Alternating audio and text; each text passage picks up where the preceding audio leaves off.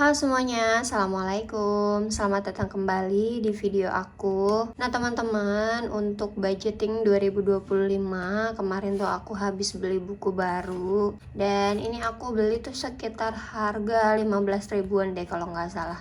Bukunya juga sederhana aja, ini tuh polosan dan cuman aku kasih tanda 2025. Oke, sebelum masuk ke 2025, aku mau sedikit cerita di 2024 bulan Desember kemarin bener-bener berantakan ya, karena kondisi kesehatan aku dan suami kita tuh berdua sama-sama sakit. Jadi untuk budgetnya itu bener-bener gak kekontrol, makanya kali ini aku udah gak akan evaluasi lagi di 2024 dan mau langsung move on aja ke 2025. BTW buat teman-teman yang merayakan Natal dan Tahun Baru, sebelumnya aku ucapin selamat dulu meskipun telat. Semoga di tahun ini resolusi yang kita bikin bisa sukses. Amin, Allahumma amin. Oke teman-teman, budgeting kali ini aku nggak akan banyak tulis-tulis karena sebelumnya aku udah bikin. Untuk covernya ada tulisan 2025, kemudian lanjut lagi di sini langsung ke bulan Januari. Nah di Januari kali ini aku nggak banyak dekorasi, cuman aku mau kasih tambahan aja beberapa, kayak mulai kalender, kemudian kategori-kategori yang ada sedikit perubahan yang aku ganti-ganti. Mudah-mudahan nanti teman-teman bisa ikutin juga kalau emang mau ikutin, dan mudah-mudahan aku juga bisa konsisten ya teman-teman. Nah setelah ada judul, di sebaliknya di sini tuh aku bikin kalender ya teman-teman. Karena menurut aku kalender itu aku butuh dan lumayan penting juga buat tulisin bayar-bayar apa, kemudian untuk tulisin jadwal, pokoknya banyak yang harus aku tulis. Jadi kayaknya nanti aku bakalan bikin kalender per bulan kayak gini. Ini juga contohnya di tanggal 1 aku tuh kemarin bayar air 71.500, kemudian di tanggal 2 aku juga ada beli token, ada ke bidan sama bayar uang sampah juga. Nah ini tuh fungsinya buat seputaran kayak gitu aja sih, untuk tulisin jadwal-jadwal aku biar nggak kelewat, dan kalau misalnya ada hal-hal penting itu tuh bisa kecatat semuanya. Oke, kita lanjut ke budget plan-nya ya teman-teman. Di sini tuh aku udah tulisin lengkap dan aku udah coba rangkum seminimalis mungkin sesuai dengan kebutuhan aku, karena di bulan-bulan kemarin di 2024 itu kan budget aku lumayan berantakan ya. Penulisannya kadang ganti begini, kadang ganti begitu, dan aku tuh ngerasanya kayak nggak bisa nge-tracker gitu loh pengeluarannya itu ada berapa dan pendapatannya ada berapa, jadi kayak berantakan. Makanya untuk 2025 kali ini aku usahakan tulisnya rapi, biar nanti pada saat akhir tahun bisa ketahuan nih pendapatan per tahunnya itu berapa, pengeluarannya berapa, dan jenis-jenis yang lainnya juga. Oke, aku mau jelasin satu-satu dulu. Kalau misalnya sekarang aku lebih milih buat tulis pendapatan ya, sesuai request teman-teman semua. Di sini pendapatannya jenisnya cuman dari suami aku aja. Doakan teman-teman mudah-mudahan aku bisa mulai bekerja lagi jadi pendapatannya bisa nambah. Nah untuk pendapatan ada di gaji suami segini, kemudian untuk bonusnya segini, dan di sini udah ada totalnya.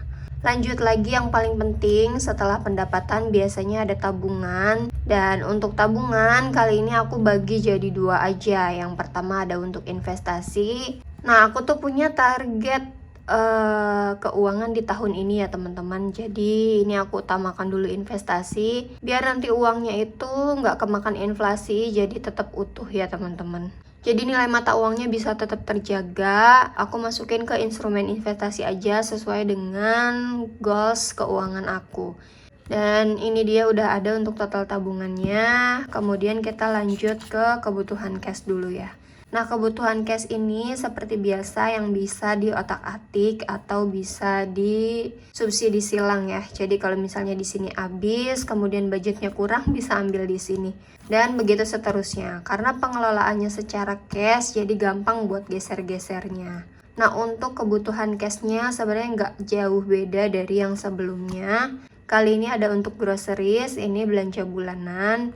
Kemudian belanja mingguan aku hilangkan, aku ganti jadi makanan, karena emang kebanyakan belinya kan buat lauk pauk dan juga makanan lain ya. Jadi kategorinya aku ganti aja ke makanan biar lebih gampang. nanti pada saat pengelompokannya. Kemudian ada galon dan gas di sini, kemudian IPL ini tuh bayar iuran perumahan, iuran sampah, kemudian iuran pengajian, pokoknya semua aku satukan di sini. Kemudian ada untuk transport, biasanya ini tuh untuk bekal suami aku ya teman-teman. Kemudian ada untuk kesehatan, aku budgetin lagi karena memang di bulan kemarin tuh bener-bener jebol banget ya. Dana untuk kesehatan tuh ngambil dari dana darurat. Kita tuh dua-duanya sakit dan lagi nggak bisa pakai BPJS kesehatan, makanya pakai umum. Benar-benar kita ambil langsung dari dana darurat. Jadi untuk mencegah dana darurat keambil lagi, seperti biasa aku mau budgetin lagi untuk kesehatan. Meskipun cuman sedikit ya, seenggaknya bisa nge-cover dulu deh sementara. Kemudian ada untuk jajan, ini untuk aku selama di rumah. Kemudian untuk lain-lain, ini tuh dana-dana yang sekiranya nggak ada di sini, nanti ambilnya dari sini aja. Totalnya segini. Kemudian kita lanjut ke kebutuhan selanjutnya. Di sini ada kebutuhan online transfer. Jadi bayarnya itu nggak cash ya, makanya di sini aku bagi dua kategorinya antara yang cash dan yang enggak. Untuk kategori yang online transfer di sini ada listrik, pulsa, sama PDAM aja. Udah cuma 3 aja, yang lainnya nanti mungkin bisa ambil dari dana sini aja deh. Dan kalau misalnya kurang nanti akan ada catatannya. Nanti aku bakal jelasin lagi. Karena setelah ini aku tuh bakal tulis-tulis pengeluaran teman-teman. Tapi sebelum itu mau jelasin dulu untuk total semuanya. Jadi nanti biar gampang hitungnya, di sini tuh tinggal dikurangin aja pendapatan, dikurangin tabungan, dikurangi kebutuhan cash, dikurangi kebutuhan online transfer. Di sini tuh bener-bener gak ada sisa. Gak apa-apa ya, yang penting ada catatannya dulu, biar nanti bisa ke tracker.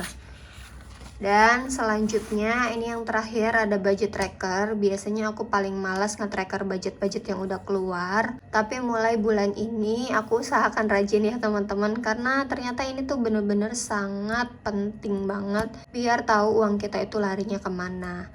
Dan aku juga bikin tabel ini beberapa kali trial and error sampai menemukan formula yang menurut aku tuh gampang buat dibacanya. Oke, aku akan jelasin dulu. Di sini aku bagi jadi dua, ada online transfer sama cash juga. Dua-duanya sama-sama harus ke tracker karena emang ini pengeluaran yang dibutuhkan sehari-hari gitu. Jadi kemungkinan kalau misalnya enggak dicek atau enggak ditulis itu tuh bakalan berantakan ya teman-teman. Meskipun uangnya udah kita pisahin. Karena kan emang setiap budgeting itu uang udah dipisah, tapi untuk trackernya itu biasanya aku nggak tulis, tapi kali ini aku akan tulis aja.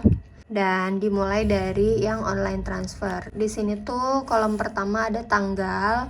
Seperti biasa buat nulis tanggal, kemudian untuk nulis pengeluaran. Jadi di sini pengeluarannya itu untuk apa aja. Dan untuk yang paling atas ini akan aku jelasin nih. Jadi di sini tuh kategorinya gaji suami, jenisnya itu yaitu pendapatan, kemudian deposit. Ini tuh jadikan di sini budget online transfer itu kan 500.000. Nah, nanti di budget trackernya itu ditulisnya di kolom deposit ya. Karena kan emang uang di online transfer ini ada 500.000, jadi ditulis di depositnya itu 500.000. Nah, untuk bayar-bayarnya di sini tinggal ditulis aja sesuai dengan tanggalnya, tanggal 1 atau tanggal 2. Di sini aku ada melakukan pembayaran air. Kemudian jenisnya itu bayar air itu masuknya ke PDAM. Besaran bayarnya 71.500. Nah, untuk kolom yang balance ini yang terakhir tinggal 500.000 dikurangi 71.500, berarti uang yang masih ada itu 428.500. Kemudian lanjut di sini aku ada beli token. Token ini masuknya ke jenis pengeluaran listrik. Kemudian aktual yang terpakainya itu 102.000. Nah, jadi dari 428.000 sisa saldo ini dikurangi lagi 102.000 yang sudah terpakai. Sisa saldonya ada 326.500. Seperti itu teman-teman. Mungkin masih agak bingung, cuman buat aku ini lumayan membantu banget biar nanti pada saat pengeluarannya tinggal ditulis aja di sini. Oke, untuk yang cash pun sama. Di sini kolomnya ada tanggal, pengeluaran, jenis, deposit, aktual, sama balance. Nah, jangan lupa ya, kolom yang paling atas ini adalah awal deposit uang yang kita punya itu ada berapa untuk pengeluaran cash ini. Kita lihat lagi di sini kebutuhan cash itu totalnya ada 3 juta. Itu artinya depositnya juga di sini ada 3 juta. Nah, di sini aku ada beberapa pengeluaran yang udah aku keluarkan, kayak makan malam, kemudian bekal suami aku kerja. Di sini lengkap ditulis dengan tanggalnya juga. Kemudian jangan lupa untuk jenis pendapatannya biar nanti pada saat pengelompokannya itu lebih gampang ya. Kemudian tinggal aktual uang yang dikeluarkannya itu ada berapa dan dikurangi dengan saldo yang ada. Saldo terakhir yang aku punya ada 2.690.000 untuk kategori cash ini. Sampai sini masih bingung teman-teman? Gak apa-apa ya. Karena aku juga masih belajar, jadi buat sementara aku akan jalankan dulu metode yang ini. Kalau misalnya nanti masih ada perubahan atau apa, kita seiring berjalannya waktu aja diperbaiki sedikit demi sedikit. Karena goals keuangan aku di tahun ini tuh lumayan besar, jadi aku bener-bener mau men-tracker uang yang aku punya. Oke, terakhir untuk cara penyimpanan uangnya. Seperti biasa, aku tetap memakai dompet pintar ya teman-teman, yang aku kelompokkan sesuai dengan kategorinya masing-masing. Di sini sama sekali belum ada yang aku ganti, jadi tinggal diisi aja uangnya sesuai dengan budgetnya. Nah, tapi kalau untuk dompet sehari-hari, aku tuh punya yang modelnya kayak gini. Meskipun udah jelek, udah kusam, tapi masih tetap aku pakai karena ini tuh bener-bener berfungsi dengan baik. Ini biasa aku pakai untuk uang jajan selama sebulan. Tadi kan budgetnya di buku ini udah ada 200.000. Nah, aku pisahin juga uangnya 200.000. Jadi nanti pada saat beli-beli tinggal ditulis aja di sini. Nah, nanti setelah itu bisa dipindahin ke sini. Jadi nanti tulisannya akan ke tracker ya, teman-teman, pengeluaran uangnya. Kemudian untuk budget uang makan, di sini tuh aku ambil per 2 minggu ya. 1 minggunya 250.000, berarti 2 minggu 500.000. Ini ada untuk beli-beliannya, nanti tinggal ditulis di sini. Kemudian uangnya disimpan di dalam sini. Ini tuh gampang dibawa ke dalam tas, makanya aku pisahin kayak gini aja. Oke teman-teman, segitu dulu budgeting aku kali ini. Mungkin lebih berbeda dibanding budgeting aku sebelumnya, karena aku sedang mencoba metode baru teman-teman, biar budgeting aku tuh lebih jelas lagi kemana perginya uangku. Dan mudah-mudahan teman-teman enjoy nonton videoku kali ini. Sampai ketemu lagi di video selanjutnya. Bye-bye. Wassalamualaikum.